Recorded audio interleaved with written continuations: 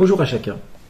Pour cette méditation matinale, je voulais parler avec vous d'un passage qui m'a surprise dans ma lecture, en Luc 6, verset 6, qui fait référence à la règle du sabbat. Donc, la règle du sabbat disait « Tu travailleras 6 jours, et le 7e jour, tu te reposeras ». Donc, il y avait une injonction à œuvrer 6 jours, et une injonction à se reposer le 6e jour. Tu ne feras pas d'ouvrage. Donc on comprenait aisément que cet ouvrage qu'il ne fallait pas faire, c'était celui qu'on faisait les 6 autres jours, c'est-à-dire subvenir à ses besoins, travailler pour notre profit personnel. Nous savons que les pharisiens ont complètement exagéré cet interdit, au point d'établir un code de tout ce qu'il ne faut pas faire le jour du sabbat. Au début du chapitre déjà, Jésus se voit reprocher que ses disciples mangent des grains de blé, arrachent des épis de blé et les froissent dans leurs mains et les mangent. Et les pharisiens disent « Pourquoi tes disciples font-ils ce qu'il ne faut pas faire le jour du sabbat ?» Très intéressant. Ce qui devient leur préoccupation est ce qu'il ne faut pas faire, et non pas ce qu'il faut faire.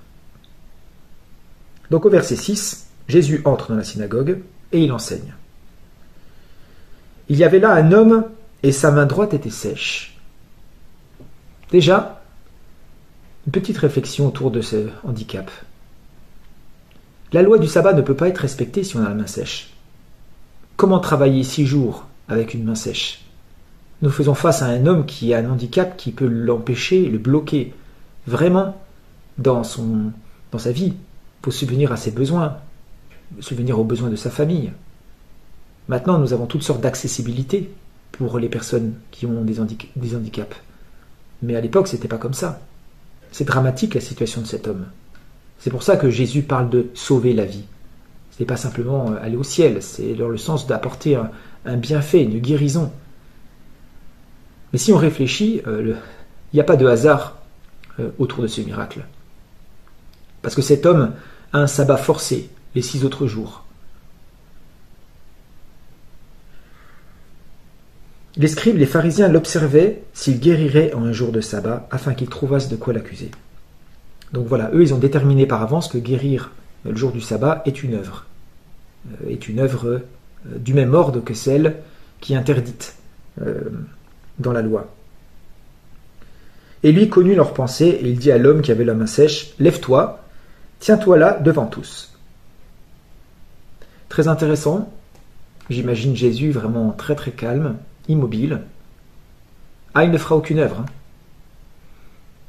Et il demande à l'homme de se lever et de se tenir debout devant tous. Il n'y avait certainement aucun précepte dans le code pharisien qui interdisait de se lever. Et il leur pose cette question. « Je vous demanderai s'il est permis le jour de sabbat de faire du bien ou de faire du mal, de sauver la vie ou de la perdre. » Alors, poser la question à des spécialistes de ce qu'il ne faut pas faire, leur poser la question de ce qu'il faut faire, Jésus n'obtiendra pas de réponse. Ils sont bloqués.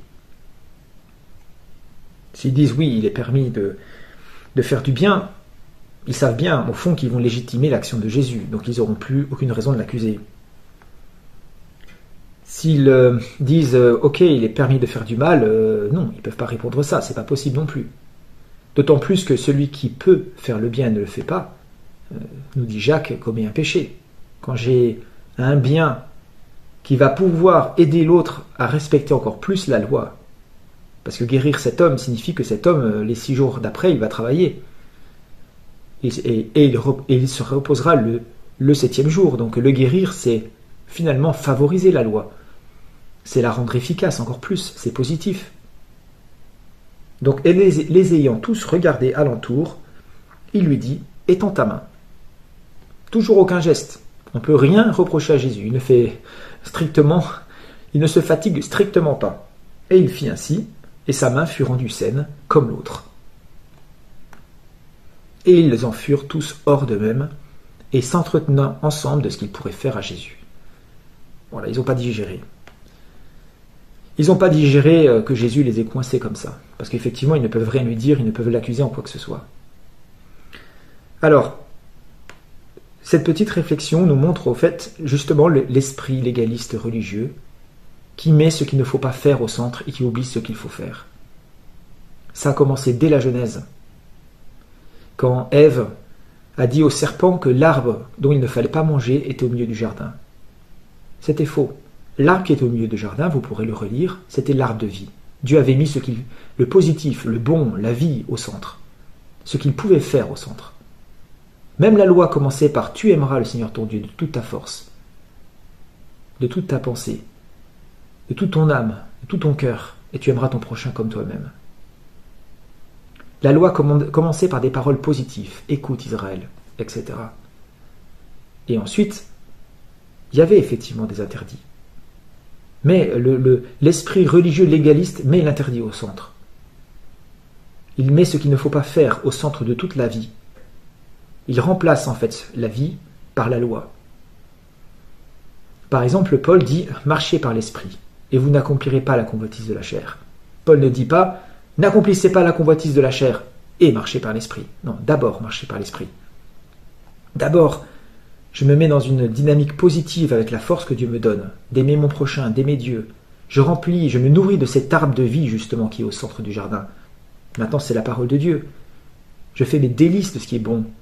Je fais tout ce que Dieu me permet, dans le cadre qu'il me donne. Et ensuite, effectivement, je respecte les interdits. Il y en a. Voilà, sur cette petite réflexion, je vous souhaite à tous une bonne journée. À bientôt.